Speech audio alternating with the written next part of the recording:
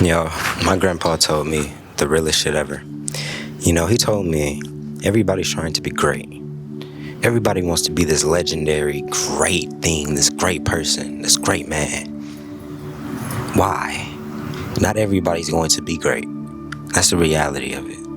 And this is coming from somebody who everybody views as a living legend. He put out the very first rap album, the last one living in that group.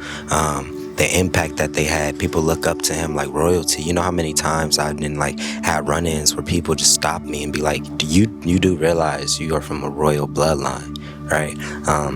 This is coming from the same person with that type of respect, saying, I was never trying to be great. I just did what I did. And when I relate it back to mental health and a lot of things that we go through, a lot of things that we suffer from is because we're trying to be this great multi-billion-dollar person, genius, and whatever the case may be. You feel me? Just the process of you trying to be great is going to slow you down, because it's going to decapitate you, because now you're trying to think of things that are great, right? Instead of mastering yourself, instead of becoming the best version of yourself, like what my papa said too, becoming excellent. When you're excellent at what you do, if you're good, you can walk past. If you're excellent at what you do, it's very simple to get further in life. It's very simple to get to these things because you grow into it naturally. Something I was talking to Chris the Glove Taylor, right? He produced a lot of things on Death Row. He produced the Chronic, the Aftermath. Like, he was really the backbone of those albums and the reason why they blew up. I was sitting at lunch one day with him. It was kind of like a little picnic vibe. He took me, I think, to Chick-fil-A, and then we went to a park somewhere in Marina, by the beach, and we were sitting there talking, and he told me all the people who are great never said, oh, this is hard, this is, I'm trying to be great. Like, they were just great. It was just easy to them. He was like, everybody who was great, they say what they did just came to them naturally, because it was just them. It was just who they were. And over time, of that perfection, of the repetition, of the confidence, of the courage, they ended up being some of the greatest people alive. But they weren't doing it like, oh my God, I gotta make the biggest hit. Oh my God, I gotta go viral. Oh my God, I gotta make $1 million. No, it was like, no, I make music, so I'm going to continue making music. You feel me?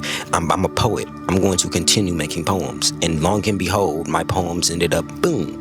I'm a creator. I'm going to keep creating. And then long and behold, you get better as you go along. But if you go into it, oh my God, I want to be the best creator, I want to be in the top 1%, you're going to start trying to compare yourself to people like Mr. Beast or the DDGs or the Bill Gates, etc. And then if you're trying to do what they're doing, you're going to decapitate yourself. Trying to surpass what they're doing at that, you're gonna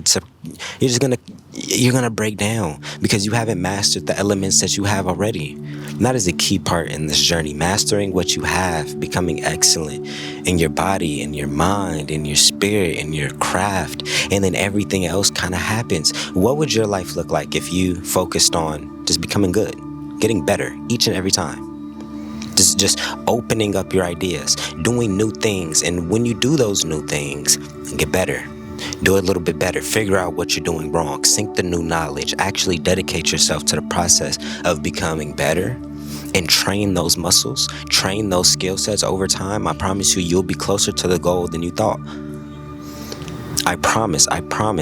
It doesn't matter if you're doing something like music, because a lot of people be like, oh, it's kind of hard to make money doing music. If you dedicated yourself, in 6 months, I want to be making money from music. You would be figuring out all the ways to monetize it. You would be figuring out all the ways to get your publishing, all the ways to actually get what you need. You would be figuring out what marketing strategies lead to you getting paid on those. You would piece it together. You would figure it out, because you would be dedicated to figuring out that solution. But if you're just like, oh, I want to be the richest rapper alive, I want to be able to take care of my family, I want to be able to move out the hood and all this other type of shit. Well, okay, what are you doing to get there? Are you putting any plays in motion? Are you learning business? Are you learning money? Are you learning finance? Or do you just want all the money? You know what I'm saying? It's just a way of thinking, and it is calming too when you stop trying to force yourself to be the greatest person alive. Just do what you do to the best of your ability. Shine out, ball out. And then it may just stumble upon it. You feel me? And it's crazy, because a lot of people that I've run into, the real greats, they never even hold themselves to that caliber. They just like, bro, this is me. This is what I do. Like,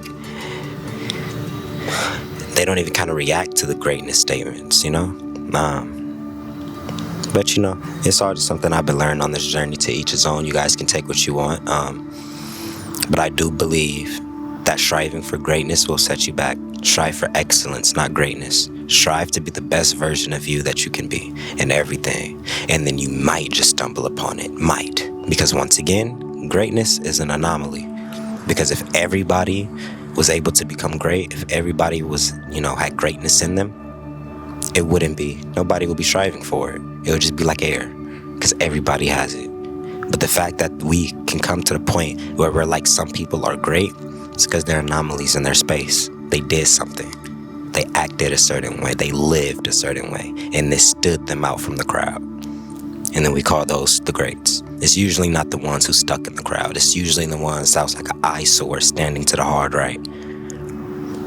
So yeah, I love y'all. I love y'all. I love y'all. I got some stuff to do today. So it's enough yapping. I'll see y'all tomorrow.